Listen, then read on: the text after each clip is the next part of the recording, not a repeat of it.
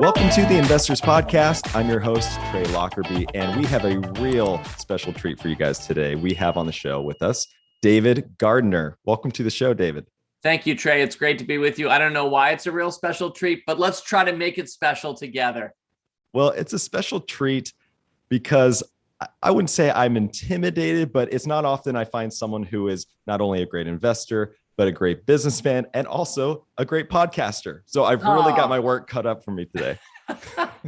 Yeah, right. You're actually a professional. I'm just an amateur, just trying to make it work from one week to the next with my podcast, which I've loved doing. But you know, that word amateur, which as you may know, I remember this still from my undergraduate. That's the only degree I ever got, just an undergrad English degree. But you know, it comes from the Latin for love, and it's what do we love doing? And so I really am an amateur when it comes to investing and business and podcasting too. And I, as somebody who goes through life calling himself a fool, you can imagine I'm not trying to brandish my expertise in front of others. That wouldn't really fit very well with saying I'm a fool, and we're all fools, by the way, but you can be a fool too if you want. But so I think it's really important to have that amateur mentality and keep it in play your whole life. I have to agree. I think as soon as you slap the expert label on something, you're done growing, I think, right? Well said. Sometimes people would use the word guru around investment people, and we always spelled that with all O's because we never wanted anybody to call us a guru, my brother Tom or I, or that's really just true of so many great investors at the Motley Fool. And I know you've interviewed a few of them because you've talked to Morgan Housel, you talked to Brian Feroldi. These are people who are deeply steeped in the idea that they're not trying to be gurus with a U. I love it. Well, I want to get to those people, but I want to talk about you first and your investing approach, which I'm just fascinated by because you haven't approached investing from, I would say, the traditional path, but you found this niche for yourself, this own style, your own authentic style that's worked really well for you and worked for a lot of followers of the Motley Fool. And I would say the core tenet of it is around this idea of rule-breaking companies. And you seem to be going against consensus as a means of finding potential competitive advantages. So before we get into rule-breaking businesses, I'm curious where your contrarian nature comes from, and if you think contrarianism is a learned skill.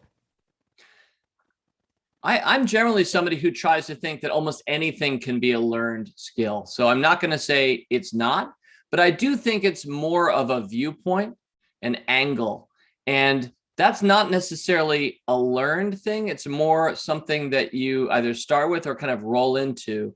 You can choose it intentionally, choose to call yourself a fool, for example. But I do think some people are just naturally funnier. They're comedians than others. I'm not sure how much comedy is a learned skill. So this one's probably closer to comedy than not, in the sense that I guess I just grew up when everybody took one side, I just could not help but take the other. And in particular, I think of like, what are examples from my youth? Well, I was a huge baseball fan and I was a big Bill James fan. And back in the day, and I'm talking about the 1980s now, these days, Bill James and his ideas have been mass adopted.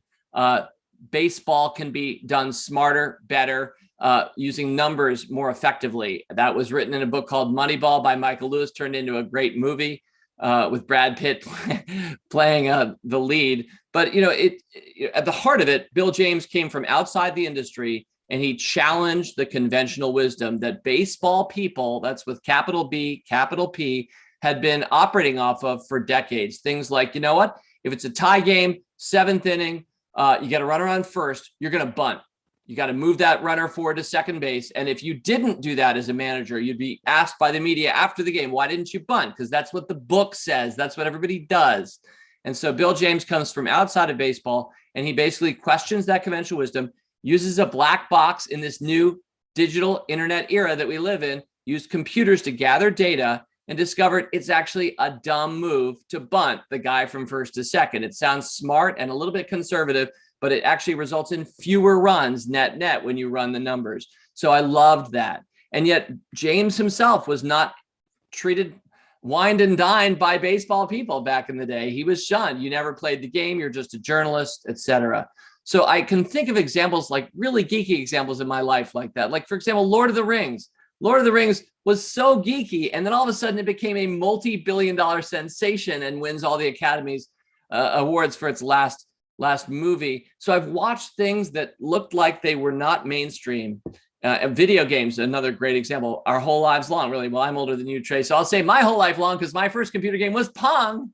And, truly, it was like being demeaned as a new medium. Kids are wasting their time. It's addictive and bad. And it's ended up being amazing, I think, interactive entertainment. And it's bigger than Hollywood today. So I've watched things that were outside the norm, challenge the norm. And when they win spectacularly. So I'm wrong a lot too, and we're going to talk about that, I hope, in this hour together. But that's my overall feeling, is that if you have that natural angular viewpoint that you just want to challenge, you want to play devil's advocate to your industry or to the world, it can really help you unlock new approaches. And I've seen it in entertainment, sports, etc. And just to come full circle on that, then the biggest conventional wisdom that I think I was raised with, but actually fortunately against by a dad who didn't agree with it, is that you and I can't beat the market as investors. We should just index everything. I call that big dumb money. We're in an age of big dumb money because everybody's just kind of indexing. The big money sloshing around willy-nilly, going to all the good companies and all the bad companies, all the also-rans and all the leaders.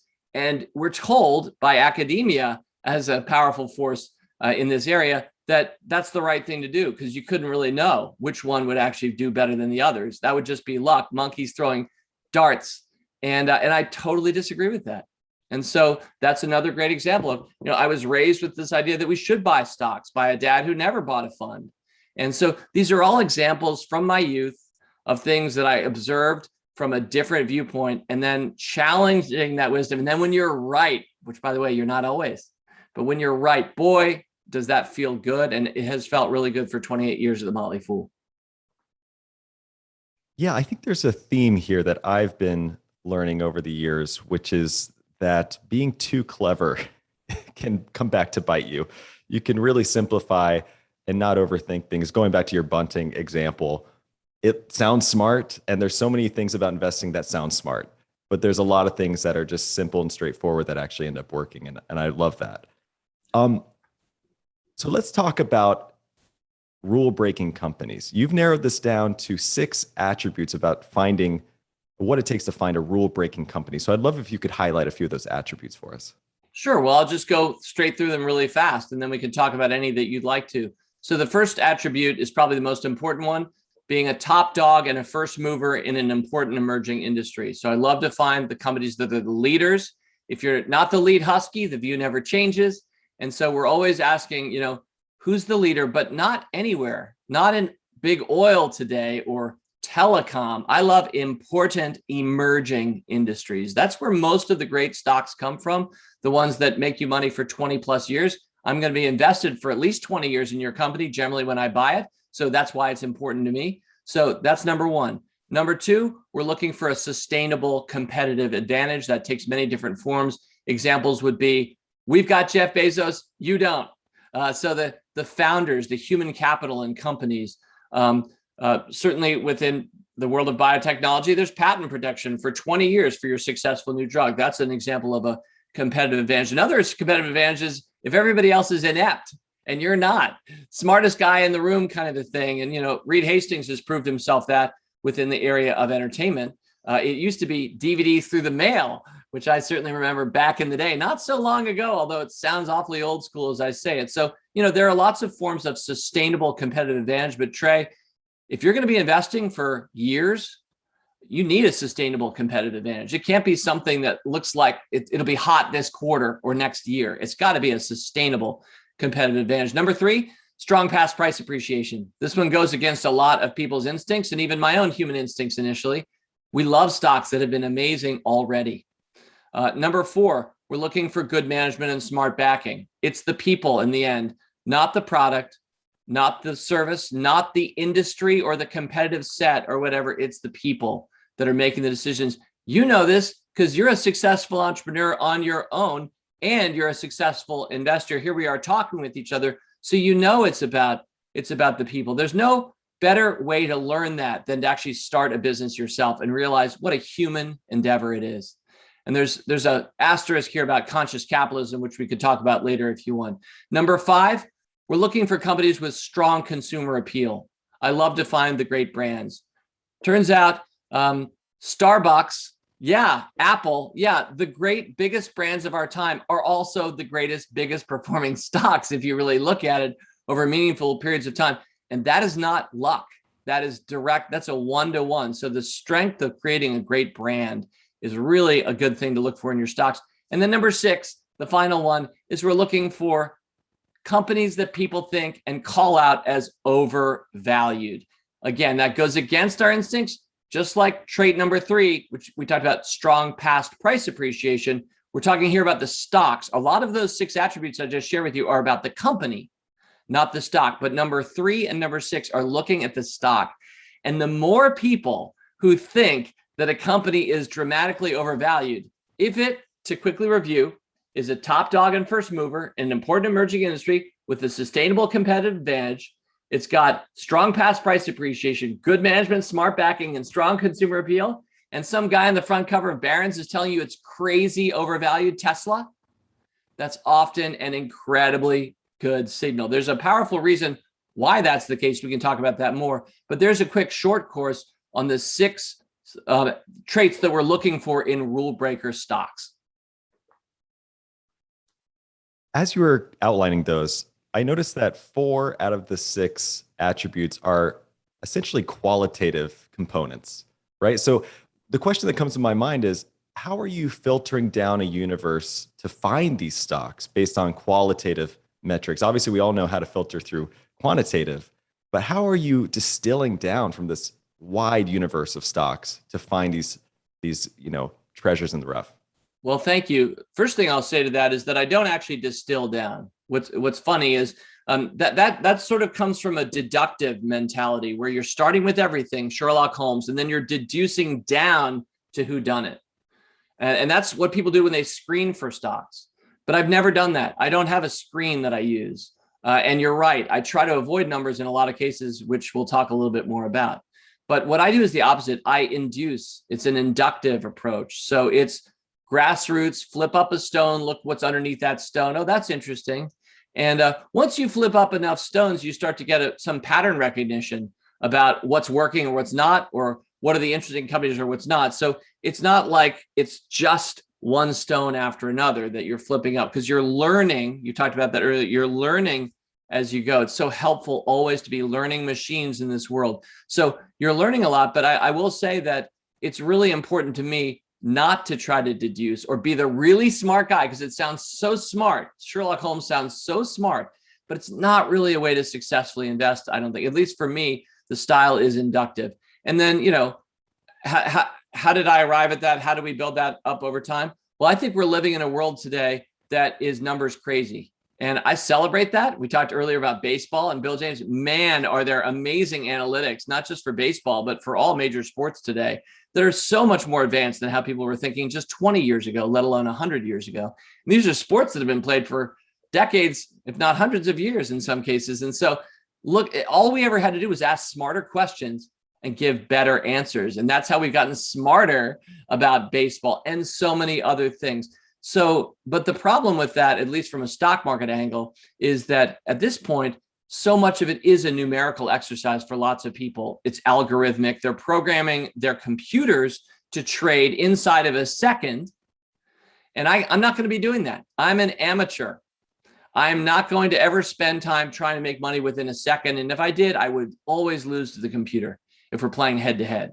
So the way that I think we can not just survive, but thrive, and it's just as true today, by the way, as it was 50 years ago, but the way we can thrive today is by looking at the qualitative factors and by getting some wisdom, horse sense, and savvy in our minds. And that's what my 6 traits are trying to do. They're trying to get you to ask the really important questions, because truly a sustainable competitive advantage means so much more to me than an attractive looking price to sales ratio. I mean, it's so much deeper, it's harder to earn, and it's so much less ephemeral. It will stand the test of time in a time where people are memeing stocks up and down like silly, and it's also short term, and it's not really going to create sustainable wealth for people playing short term games. At least While some people may be good at that, I never will be. And I don't think most of us want to spend our time in life that way. So yeah, I think the qualitative is with a capital Q for me, Trey. And it's an important reminder of how to thrive in an age that's increasingly going to be fast and robotic. One of the most contrarian attributes on that list is the overvalued piece. So you're essentially saying if someone's saying this stock is incredibly overvalued, that is a buy signal. Walk us through your thinking around this and how you've come to adopt this.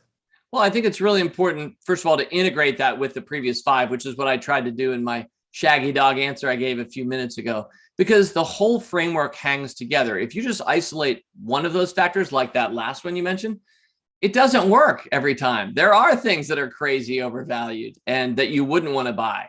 But when you're seeing the full integration of the model and you're saying yes, yes, yes, yes, yes on those first 5, and everybody's saying it's overvalued, that really does work. It doesn't work every time, by the way. And when it doesn't work, you can lose dramatically. And we're going to talk, I know, about losing dramatically and what that really means. I hope we'll get to that maybe with an upcoming question, Trey. But, for me, it's the math of it is so wildly in our favor when we can find companies that have these great attributes and everybody is not believing in. Because what happens on the market is, as is often said, great stocks climb a wall of worry. And so if everybody thinks in 1997 that Amazon is crazy overvalued, is near bankruptcy, is never going to make it, then those people don't own the stock. And so if you and I own the stock, over the course of the next 5 years to 2002, 2007, 12, 17, 2022, Amazon proves itself. People start signing up for Amazon Prime who would never have bought the stock 8 years before. They're seeing the convenience of it. Then Amazon Web Services shows up, which I could never have predicted myself when we first bought Amazon, and the list goes on. And those skeptics become believers and in some cases shareholders. And that's what powers, I think, the best stocks of every generation. It's that extreme skepticism around the early days of that entity and then the conversion that you have to let take place over time, by the way, with fits and starts, because Amazon went from 3 when I first bought it to 95. And then in the wreckage of 2001-2, it went back to 7. That hurt a lot. We had a 30 bagger, and then it basically lost almost all of that, but we kept holding, and we've kept holding all the way through. So I've held all the way through, and it has been an incredible front seat lesson into what really works if you take the rule breaker approach. I also want to just hasten to add that there are many approaches to investing. So the one I'm giving you that I've shared in many ways for 20 plus years is just mine. I'm definitely not here to say my road's the only road. In fact, my road stops working if everybody becomes convinced that that's the way to play the game. I really need Warren Buffett to be the anti-Buffett. Even though I respect so many things about Warren and his crowd, I need them to say things like, I can't predict technology. I'm not going to buy Amazon or Apple or many of the best stocks of the last 20 years. I'm going to stick with Geico and See's Candies. And I love that about him. And that works for him because that's what he does. And he's become the greatest investor of all time, I think, because he's sticking to his knitting. But I need that to exist to have my approach breaking the rules work. And so there are many different ways to approach the markets, business, and life. Well, you and Bezos must be the only 2 people that have held through all of that. I mean, that's impressive. I think there's some other Motley Fool. Occasionally, I'll get notes from Motley Fool members. That's true. Who were with us way back in the day, our AOL days. It was really kind of the web was only just showing up in the late 90s, and so I occasionally will get notes from people. I mean, I'm constantly trying to tell people to hold. I'm mirroring that through my podcast, through everything that we do at the Fool. It's not just me; it's my brother Tom, and it's the whole Motley Fool approach. So I think we've gotten a lot of people more on board with holding great companies. And I really do think we're creating a lot of prosperity with our membership by doing that. It still remains a real fringe way of thinking about finance. Let's talk about a couple of the winners, but I also want to touch on the losers, as you mentioned. So this approach, and again, I don't think a lot of our retail investors have necessarily walked through a venture capital-esque model, but those models typically show that you're going to put 20 to 40 bets out there, and you need 1 or 2 to really become an outlier and break through. And a lot of the rest can go to zero, and you're still going to net out in a positive direction. This approach resembles that to a degree, in my opinion, because as you said, you had a lot of losers, but they don't seem to matter if you have something like Amazon in your portfolio that you've been holding all this time that kind of wipes away all of those other losses. So talk to us about what you typically find is the reason something becomes a loser in the portfolio, given that you're approaching it with the same mentality as the other picks. Yeah. So I'm never going to be the headstrong guy who thinks he's so smart that he knows the next great stock. All I'm going to do is say, we're going to buy a bunch of these. And within this stocked pond of top dogs and first movers and important emerging industries, et cetera, we have a consistent ability to find the best stocks of our time. And there are also a lot of fish that you find that don't taste that good, or you want to toss back, or you wish you could toss back, but unfortunately you bought the stock. And so tossing it back means selling at a loss. So I'm very comfortable losing. And you know, part of the beauty of losing in investing is the most you can ever lose, unless you're doing something really silly, which I've never done, is 100%. I guess people can lever up and they can lose a huge amount, and it's usually somebody else's money when they're levering up, and that's unfortunate. But I've never done anything. I don't buy stocks on margin. I don't do anything silly. I'm just a very simple, vanilla, common stock investor. So the worst we can ever do is lose 100%. Psychologists tell us that the human brain works this way: the pain of loss is 3 times the joy of gain. And that's hardwired. That's explained by hundreds of thousands of years of Homo sapiens managing to survive to this point. So that's hardwired in all of us. And people approach investing with the same way. They're trying to avoid losers. A lot of people sign up for their first Motley Fool service. They buy a stock. It might be a bad pick for me. It's down 10% a month later. And they're like, oh my gosh, this is horrible. What do I do? Do I sell? This is often the new mentality. They're fearing a lot. They don't want to lose. And I understand, right? They saved that money. That was their money. They then risked it, and they lost some of it. It doesn't feel good at all. But if you can take a contrarian approach here, if you can flip your mentality a little bit and just realize that while that's true, the joy of gain in investing is actually infinite times the pain of loss. So it directly reverses our physical hardwiring, because of course, and let's talk about some great stocks. We've already mentioned some: Amazon, Netflix, Nvidia has been pretty amazing in recent years. That's a long-term stock for us. These stocks can go up 100 or more times in value. So you're going to take the pain of loss all day long if you're capped at a minus 100%, but you can make plus 10,000%. And so that's, again, a really important rule breakery way of thinking that not everybody's going to adopt or want to adopt or could really fit with their psychology. And that's why I'm always saying this is one approach. And this is my home brew here. We've been building a plane as we fly it for rule breaker investing over 27 years. But yeah, that's the math of it. And so that's why I'm willing, like venture capitalist Trey, to say, hey, you know what? We're going to buy 25 stocks, not one stock. And we're going to put even amounts, fair starting line for all 25 horses in our Kentucky Derby that we're about to unleash as we start our portfolio. I'm not sure which one's going to win the race. But as I've often said in another context, which is the habits we can develop as rule breaker investors, which is a separate list of 6 things. But one of the things you can do with your portfolio is you can actually bet during the race.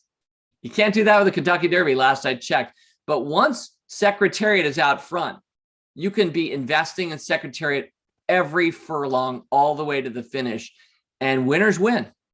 That's my experience more often than not. I see it in sports, which I love. I see it in life, business, and yeah, stocks too. And so the beauty of this is we can invest in the winners. We can add to them. We don't need to be so in fear of losing, which so many people are.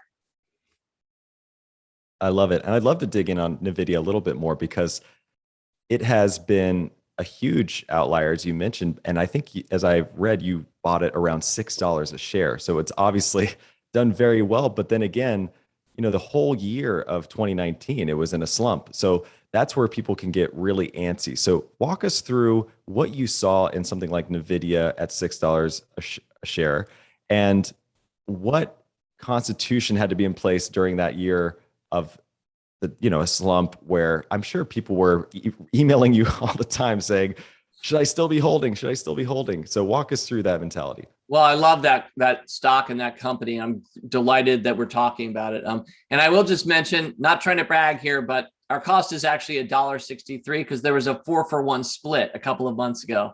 So our cost is $1.63 with the stock somewhere rocking, I don't know, 222 as we speak.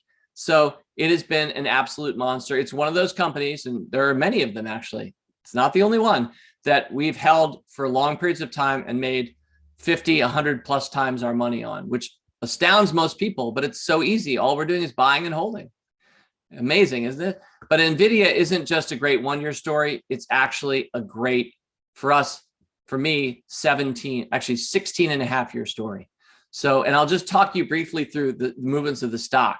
April 15th, 2005, I picked it at $1.63. So April 2005. By October 2007, 2.5 years later, it's gone from $1.60 to 10.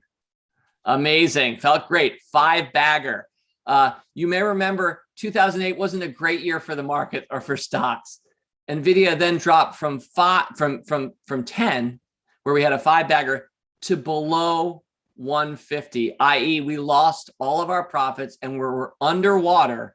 And this is now 3 years after we bought the stock. 6 years later, we kind of come out of the wreckage of 2008-9. Jensen Huang, one of the great underrated CEOs of our time, the stock has made it back to 5. So we're now back to a 3-bagger, $1.60 to 5 at the end of 2014. We've now held 9 years. It then crosses 10 in 2016. So it doubles again. And it closes out in a run from 7, it goes to 23 and becomes the top performer on the S&P 500 for the year 2016. So it's now at 23, our cost of $1.60. We're now in year 11. I want to add here that I then re-recommended it at that point. And this is an important point we can talk about later, but it's very important for me anyway, to add to winners. So I'm never trying to double down. As soon as I find out a stock is the top performer in the S&P 500 for a year, you might think, well, that's the one to rotate out of in the following year. But for Motley Fool members, I said, my new best idea, January 2017, is Nvidia, and which is, now at 22 or so. It closes 2017 at 52. So it basically more than doubles again. And to bring this long story to a quick ending, 2018, tough year for Nvidia. This is before 19 and it stalled out. It dropped from 70, where it had gotten up to, down to 30.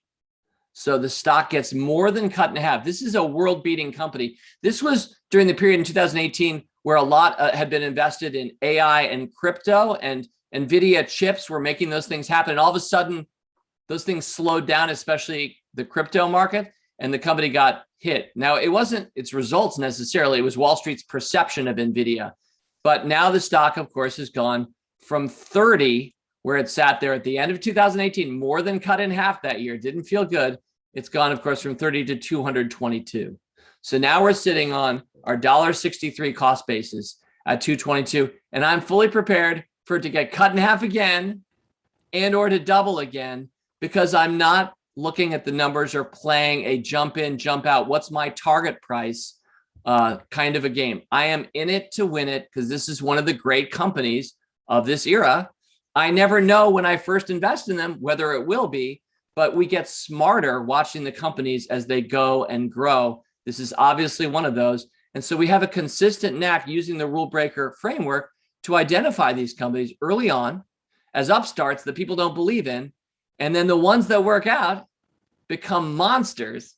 And the ones that don't work out become irrelevant as they vanish away into small cost bases, I should say small allocations within our portfolio, because we're not adding to those. So what I've tried to mix in here is some combination, Trey, of telling the full story of the long hold and what that feels like and looks like for an investor.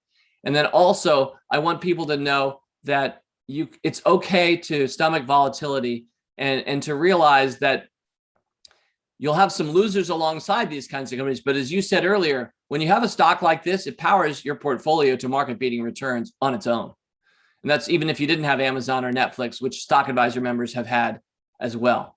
So, so this is really what investing is. And to me, this is rule breaker investing. And this is often not taught and certainly not practiced by most of the institutional traders today. And it's just one approach, but I can't think of a better one. Well, you can't teach the feeling of something dropping back down to $1.50 after it's gone over 10. And Yeah. I definitely understand that. I'm guessing that when it was at $1.50, you were reassessing and noticing that the underlying story really hadn't changed. The CEO is still great. The product's still great. They're still ahead of the pack. But I guess what I'm getting at is, how did you come to identify that it had not become a loser and it was still just underpriced?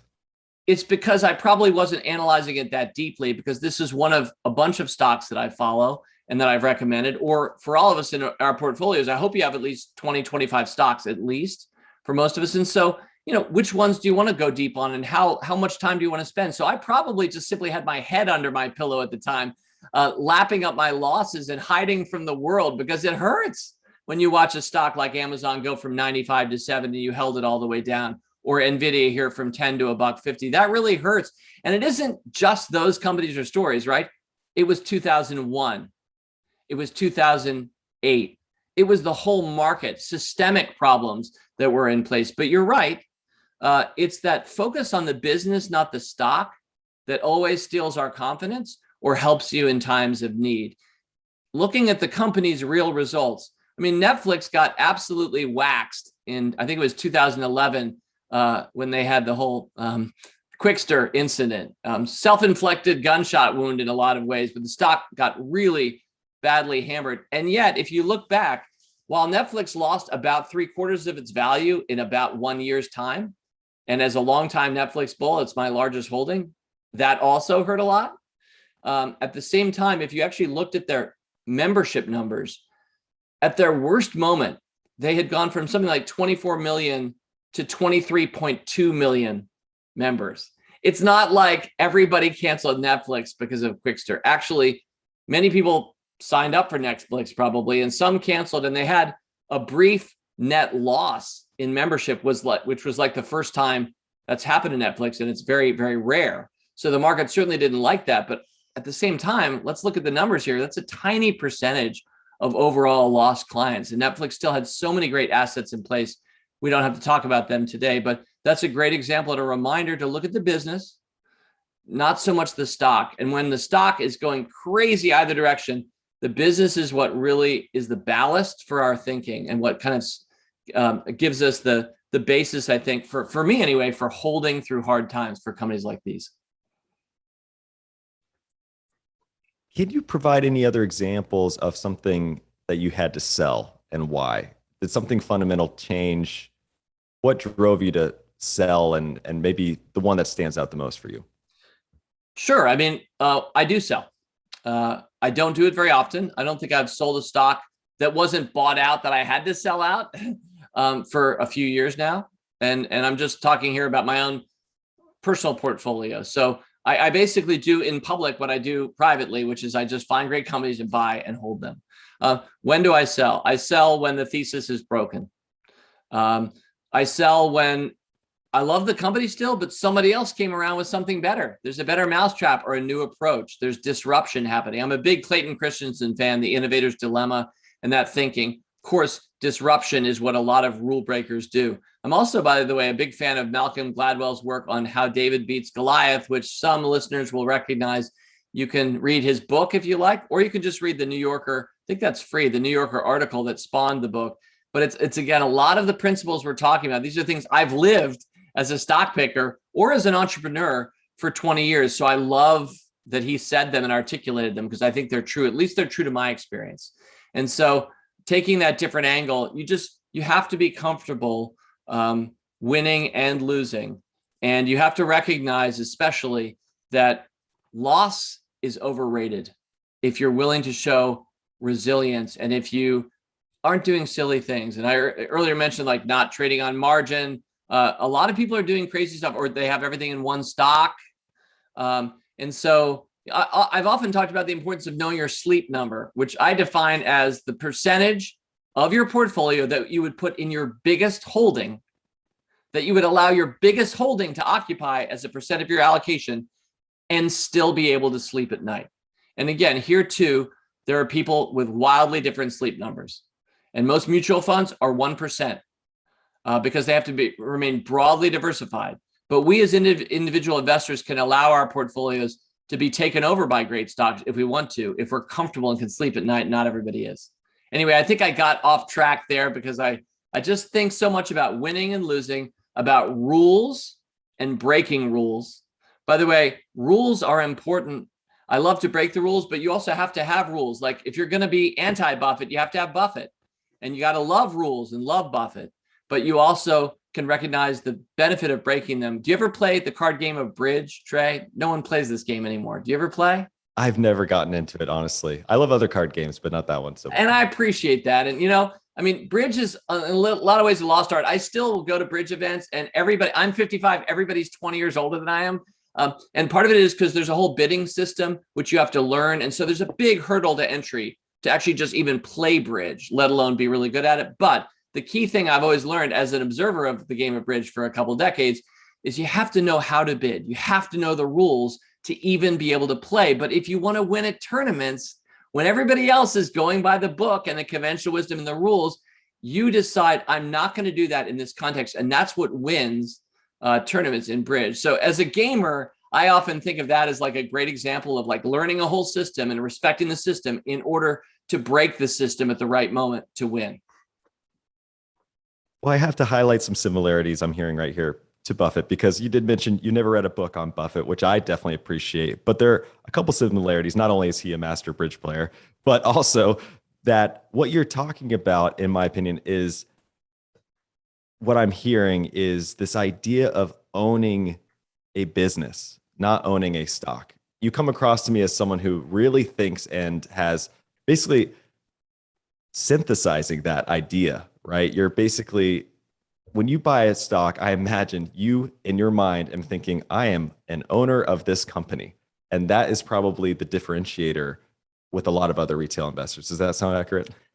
I would certainly agree with that. And I won't even speak about other investors because some will totally get this and some will totally not believe in it. And that's fine too. But for my own part, yes, that's how I think about it. That's how I was raised, by a dad who understood that. Our big stock as kids that we watched blow up in dad's portfolio, as he taught us, was the Washington Post company, a newspaper company. These days, a sleepier business. But back then, I mean, a big brand. And Buffett was on the board. Catherine Graham, who's had a movie made about her, the Graham family, a multi-generational family that steered the Washington Post to huge returns. It was a beautifully managed business.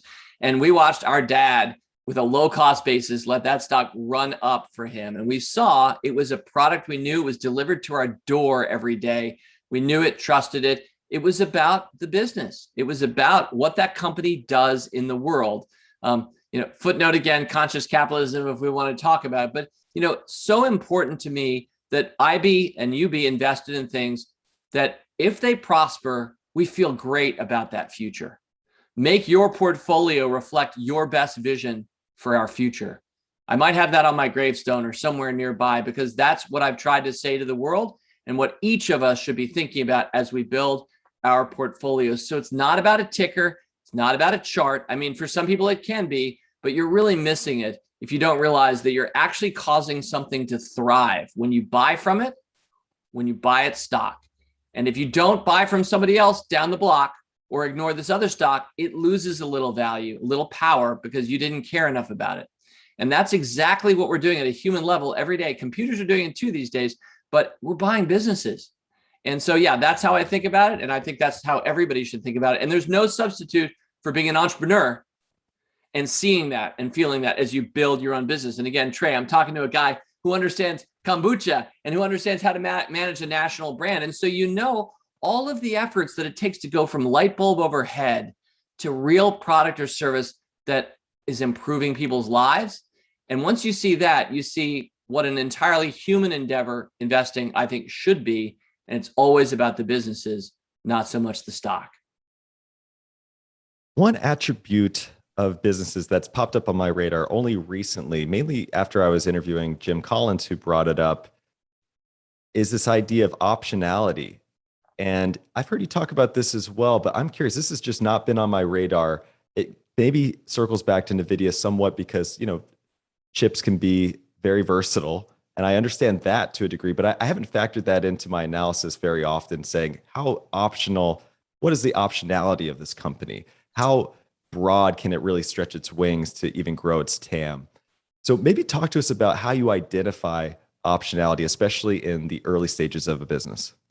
Thank you. Andy Cross, our longtime chief investment officer at the Motley Fool, and of course, a great friend to Tom and to me. Andy once said about me, he said, David, what I realize is Buffett is looking for companies with one future, and you know what it's going to be. It's still going to be car insurance 15 years later. It's still going to be chocolates. It's still going to be the Washington Post back in the day. He loves the certainty that this company is going to do its thing. And you are looking for companies with infinite possible futures as a directly different approach. And I was like, you're right. I am looking for companies that have lots of possible futures. That means they have usually lots of irons in the fire. You think about Alphabet. It was initially Google, but these days it's Alphabet, partly showing the optionality of one powerful business idea and what else it can lead to. But you see companies morph over time when they have possibilities. It takes two things primarily to have this kind of optionality, which is the word that we use. I use a lot for describing this. The first thing it takes is capital. You don't have a lot of optionality, even if you have a cool new app or a cool business idea, and you don't have any money in the bank. You don't have cash on the balance sheet, or you're beholden to lots of debt. So the number one thing you really need to be optional and to have new possibilities is you have to be able to screw up a bunch, because that's what we do as innovators and humans. We screw up a bunch. So you need to be able to spend the money through that to get to the right idea or the next hill to take for your business. And so that's the first thing you need. Of course, the second thing you need is you need sort of an open-ended context. The internet is an incredible platform for optionality. For the Motley Fool, we could just launch with, one service, but then it didn't take a lot of effort necessarily for us to open up another service in Australia. And so, international optionality, like which American brands can really live globally, like Starbucks, and which are much more confined perhaps to the US of A. I don't know, let's go with Chick-fil-A. Although Chick-fil-A, I think it's mainly a domestic private business. I don't think I see a lot internationally. Maybe it doesn't have international aspirations. Or something that's really Americana isn't going to do so well in Europe or Asia, right? So one form of optionality is how many different places could you take your widget? But then could you morph your widget? Could you, for a lot of biotech companies, they're initially approved by the FDA for one indication, but all of a sudden they discover it also works for this other indication, so optionality. So that open-ended context I'm always looking for. Now, it's not going to be true of every stock I recommend or every stock you and I should have in our portfolios. It's wonderful to have companies sometimes that are just steady eddies and get it done. But especially I think about technology constantly changing and speeding up. So you need to, if possible, even if you're, let's say, Old Dominion Freight Lines, which is a longstanding trucking and logistics company based in the state of Virginia, which has been a wonderful performer for public market investors and Motley Fool members as well for years now. But you're a trucking company. But what's your edge? Your edge is your logistics. And what drives your logistics? Your use of technology. So if you're running a less than truckload business, that means that you're not just taking your big cab behind you and it's full of just widgets and you're taking it from place A to place B. You actually have a few tubas. You've got some food to deliver another place. And this third thing in the back of your truck as well, we'll just go with, I don't know, we already went with perishables and musical instruments. How about let's just go with some Nvidia chips? All right, so you've got all three of these things and you're going not just from A to B, but from A to B to C to D and then to E. That's a much more complex business. And the reason Old Dominion Freight Lines has been a winner is because it does that so well. It's using technology. So we need to be able to picture in that open-ended context, I think, making use of technology and ever-changing technology, not being threatened by that or hostile toward that, but being open to that. So those are a few of the conditions I look for in optionality. I love, and we could talk more about this if you like, but I love the companies that transform themselves. Amazon, Earth's biggest bookseller. In fact, for those watching this, if this is on video, I don't even know, on YouTube, here's my mouse pad, Earth's biggest bookseller. It says at the bottom, this is my Amazon mouse pad I've been rocking. Earth's biggest bookstore, it says, since about 1997. And wow, it's a lot more than Earth's biggest bookstore today, isn't it? And so that's because Amazon has optionality, and recognizing that infinite possible futures is a big part of rule breaker investing. I love it. I've been kind of collecting, I would say, different people's definitions of risk over the course of this show, or at least how they go about measuring it. You have developed a 25-point system for risk. And while we might not have time to go through all 25 points, I'd love it if you could just highlight maybe a few that come to mind. Sure, yeah. I'll just briefly explain we're definitely not going to go through the 25, but I'll just briefly explain that I wanted to create a tool that anybody could use that allows you to rate the risk of a stock. Now, I personally don't think that there's any really good defined way of rating the riskiness of stocks. We do that a lot with debt these days, and there are whole firms, Moody's, that rate the debt of things, the financial viability. But to actually look at a stock and say, what is the risk of that stock? The unsatisfying answers I've often seen in the past are medium, low to medium. I'm always like, what does that even mean? So for me, we first have to define risk. And I define risk as the chances that holding this instrument over a long period of time, you would suffer in the end a dramatic loss. That's the risk that I try to avoid. If it's just beta, like how much does the stock bump up and down? I don't think that's a very satisfying approach to risk. That's sort of like using batting average, going back to baseball, to evaluate who's a really good, valuable hitter in baseball. It's kind of intuitive in some ways and understandable, but how much the stock bounces around is not really, to me, what risk is about. So I first tried to define my term, and then I tried to build a simple system that's 25 points. Get it out right there. So for each of the 25 points, well, it's a question. It's a simple yes or no answer. It's a binary question.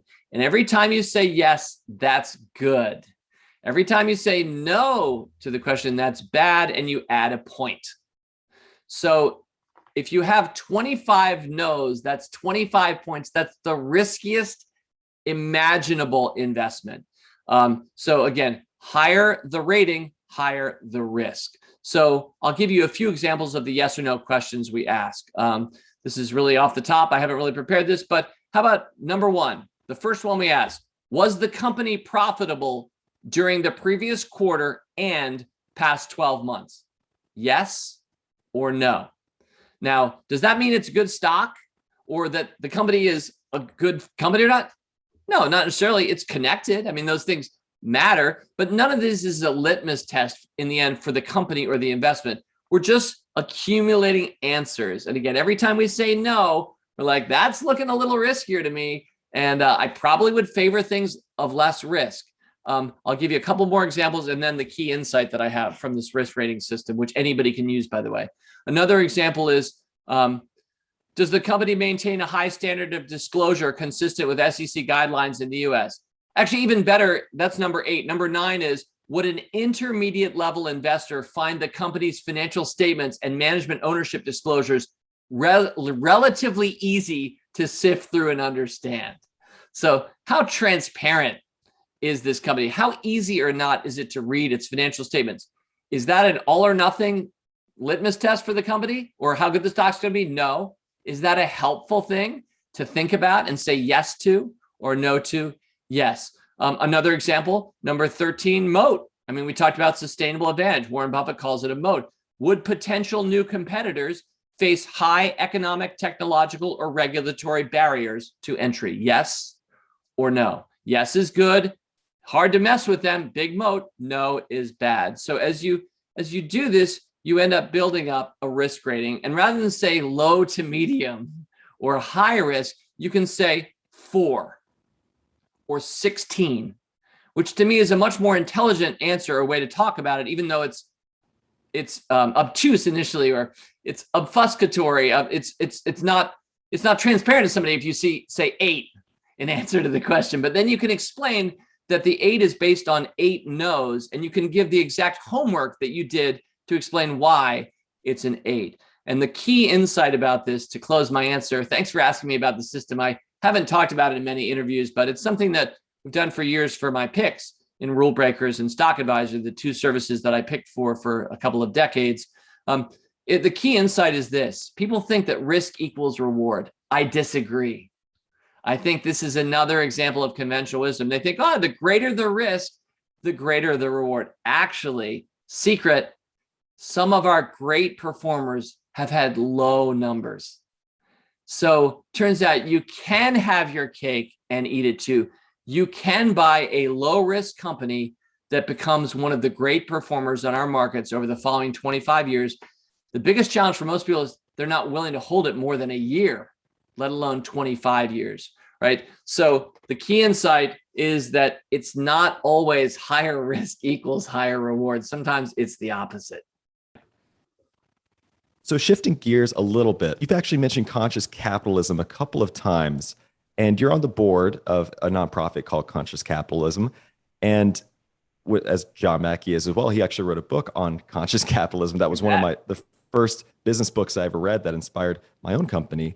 But talk us through the importance of conscious capitalism, what the differentiation is there, and what this organization does to help businesses. Well, thank you very much. Yeah, for me, it's just a better way to practice capitalism. Capitalism is much maligned, and there are all kinds of examples of excess and failure and greed that have been part of the American story and the worldwide story of capitalism run amok in years past. And Enron, which was a stock that I had in one of my portfolios at one point, would be a good example, a poster child a lot of us can relate to. But there are many examples of failed humans who are running businesses or failed enterprises. And that's not what we're talking about when we talk about conscious capitalism, because most of those failed enterprises were either really short-term oriented, which tragically Enron really was, just trying to look great for a little while. But at the heart of it, at the heart of conscious capitalism, to talk about why I love it and the good form of capitalism, there are 4 tenets. We won't go over them right now, but 2 I'll highlight for our conversation. And Trey, you already know them because you read the book, and I love that. And by the way, John Mackey's on our board, and I think he's one of the great business minds of our time. The 2 I want to highlight are the first one, which is purpose over profit. Companies that have a higher purpose. You can see it in their statements they make about themselves. Does Tesla say, as its purpose, it wants to make one heck of a lot of money and glorify its founder, Elon? Well, some of that has happened. But no, Tesla says it's trying to accelerate our adoption of sustainable energy for our future. That's basically the purpose of the corporation. That's why it's about more than just cars. It's obviously about solar panels, et cetera. It's about a mindset. And that's a great purpose statement. Amazon, for years, of course, Jeff Bezos, to be Earth's most customer-centric company. Neither of those statements, the Motley Fool statement, to make the world smarter, happier, and richer. None of those statements says anything about trying to make a heck of a lot of money or maximize shareholder value or anything. It's talking about the purpose of the enterprises. And the ones that really get that and do that well, I would say the conscious capitalism enterprises out there, the employees know that and feel that. It's authentic. It's not greenwashed or pasted on by a CEO or a private equity firm that bought the company. It's why it was started. It's why you started your business, Trey, out of a vision of making the world better, a product or service, a guy who had a light bulb and the guts to start something, right? And so higher purpose is what drives so much of us in life, purpose-driven leadership. There are many examples of this, but it happens in business too. And you can see it when I go to the Conscious Capitalism Summit every year, as I'm about to in Austin, Texas, this October. Once again, I regularly shake hands with, hug people who are doing amazing things, small businesses and large, because they're going for higher purpose. And just like if you search for happiness in your life, you probably won't find it. But if you search for doing something meaningful, you'll be happy. The same thing is true of profit in business. If you're starting a business to make a lot of money, you're probably not going to make it. You're probably not going to be happy. If you're starting a business to improve the world or the lives of people in your neighborhood or your state or country, you're very likely to get profits. And ironically, the companies that search for profit least often have the most. That's a critical thing for many people, especially people who are just investors. They're not entrepreneurs. In many cases, these investors just look at technical charts. They don't actually care what the company does. They're not noticing that or feeling that. And that's why they miss or don't hold these great companies, because they're looking at a chart or a screened set of ticker symbols and their computer's trading for them. Meanwhile, life is happening and real entrepreneurs are creating great enterprises, and the greatest go for higher purpose. So I said I was going to mention two. I think I went a little bit long on that one, but the other one is just as beefy and just as important. Do you want to talk about stakeholder? Absolutely. Okay, Yeah. great. These things are known by different phrases. I use conscious capitalism because that's the board that I'm on, and John Mackey's book was entitled Conscious Capitalism, and I love that phrase. It causes people who have never heard that before to go, "What's that?" Which I love about it. It's kind of like the Motley Fool name. What's that? Why would they call themselves that? People are inquisitive. But anyway, the second critical aspect of many of the best capitalistic enterprises today is that they're not trying to create a win for just one stakeholder. Because that's the story of 20th century capitalism, especially the part that ran amok. It was regularly taught in business schools. Fortune 500 CEO letters would say the purpose of the business, Milton Friedman, is to maximize shareholder value. That is the purpose of a corporation, to maximize shareholder value. And while some companies did that well, a lot of others were just trying to max it out for the shareholders, of whom they often were shareholders, and they were not necessarily helping our environment. In some cases, their customers, maybe their employees really didn't like working there. They're kind of hosing their employees to, in quotes, maximize shareholder value. So this other aspect of conscious capitalism is that you state who your stakeholders are, and then you try to create a win for every one of them. It's not, we're all doing this just for those guys over there. That's why we exist. Nope.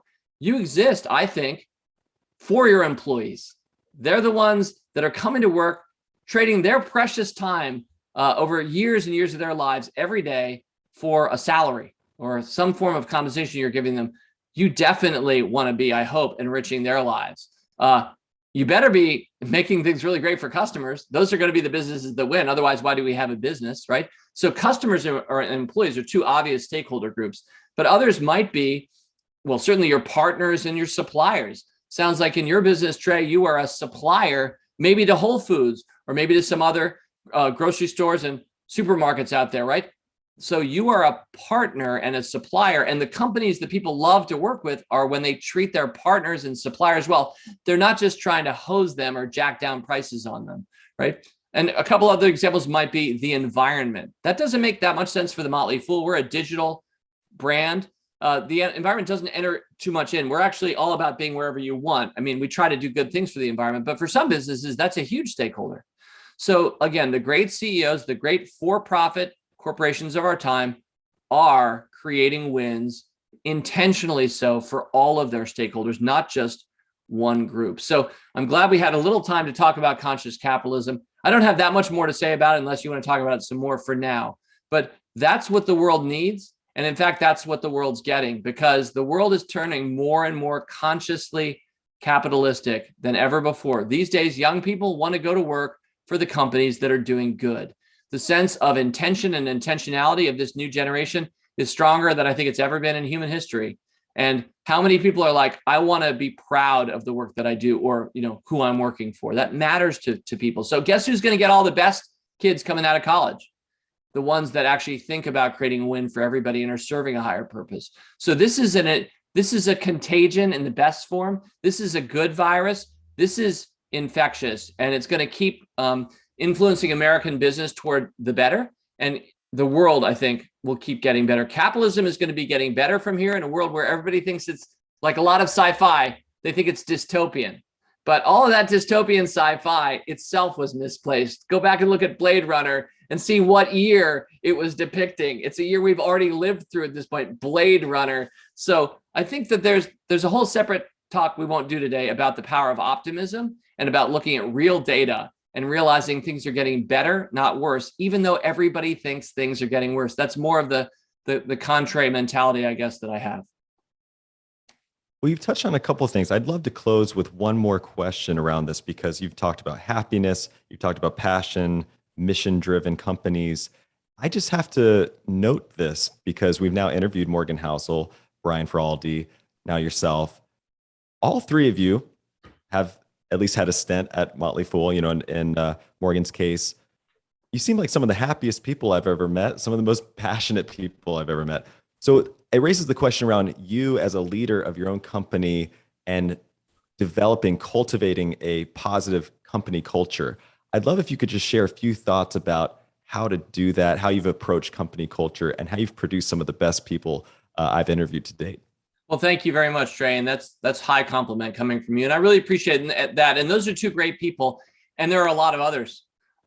Great. I'm happy to be here. You could have had any number of fools. My brother, Tom Gardner, has done as much, of course, for that company culture, to say nothing about helping build our business as our CEO or his great investing acumen of his own. So there are a lot of really great people that are circling around our enterprise, and John Mackey's on our board. And he's not the only one. We've got a lot of great people on our board. So I think there's something to be said about the power of positivity. I think at the heart of it, I've always loved the Henry. Well, it's said to have been said by Henry Ford, but whether or not Henry Ford ever said this or not, it's a great line. Whether you think you can or whether you think you cannot, you're right. And so I really do believe, and I know I'm speaking to an entrepreneur, and a lot of people who are hearing me are can-do people, because in general, turns out a lot of the success in the world will be created by people who thought that they could create success, who actually were aspiring to success, who believed the dream it, build it. As one of my favorite people in business, Roy Spence, has said, he wrote a book called, wonderful book called It's Not What You Sell, It's What You Stand For. He's all about purpose. Look into Roy Spence, anybody listening to me, if you've not seen Roy's work before. But you realize it's the people who say, yes, we can, that actually go on to do that. Not every time. And there are sad failures along the way. And yes, sometimes pessimists add value.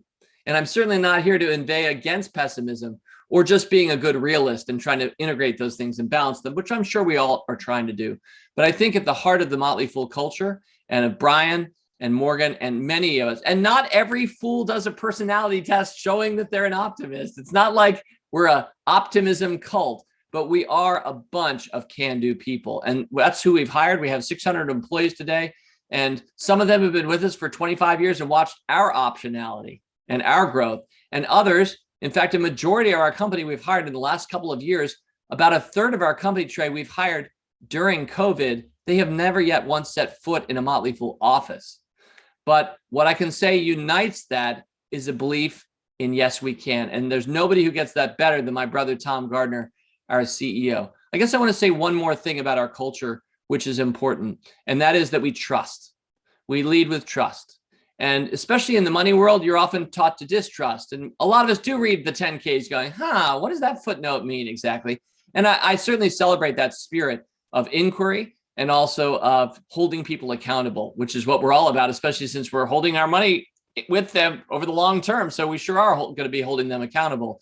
But, I think we always, from the first day of our business, as we hired our first cool, fun friend from college, because that's the only person we could afford to hire. We couldn't even take out ads anywhere. We didn't have any money. So who are you going to hire? Your cool, fun friend from college. Here's what we didn't tell that person. By the way, dude, you got to be here at 9 a.m.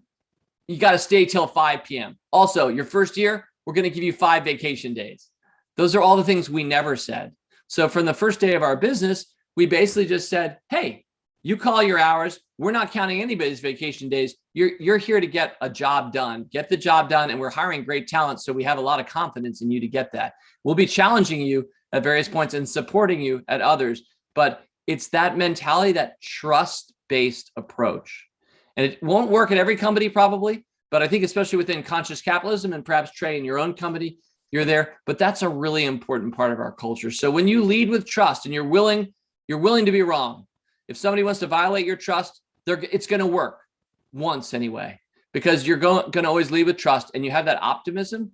Those things are powerful parts of our culture, as well as, of course, we're called the Motley Fool. So, I mean, it better be fun or we better be doing creative stuff. Otherwise, why are we calling ourselves in the financial services industry the Motley Fool? Like, that would be a huge mistake unless we're owning it and living it every day. I think that's a fantastic note to end on. This has been incredibly fun, David. I can't thank you enough for coming on the show and sharing all this wisdom. It's a refreshing approach. I learned a lot. I'd love to do this again sometime soon, but thank you so much for your time today. This is really appreciated. Thank you, Trey. You do great work. I love that you've spent time as you are learning from so many different people. And that's what we all need to do, is expose ourselves to as many different types of people and thoughts as possible. Sometimes, there's an old t-shirt or bumper sticker that says, whoever dies with the most toys wins. I obviously disagree. I would say whoever dies with the most friends wins. And I would even say the most diverse friends. The more we can diversify the people that we know, the things that we're exposed to, the richer our life will be, the better our world will be. And so I really appreciate that you're a learning machine and you're going out there. And by the way, you and I are, neither one was really raised or taught. We don't have investment degrees or entrepreneurship degrees, at least speaking only for myself. And I know we have some Chapel Hill, North Carolina, and I'm just an English literature major, but there's something to be said for lifelong learning. Well, I dropped out of college, so you at least got that on me. So as did some of our best employees at the Fool. Those are usually amazing people because they're driven. Yeah. Well, David, thank you so much again. I really enjoyed it. Thank you, Trey. Fool on. Thanks for watching. Make sure to subscribe and hit that notification bell so you don't miss out on the next podcast episode and new investing resources. What are your takeaways and thoughts on this discussion? Let us know in the comments section below.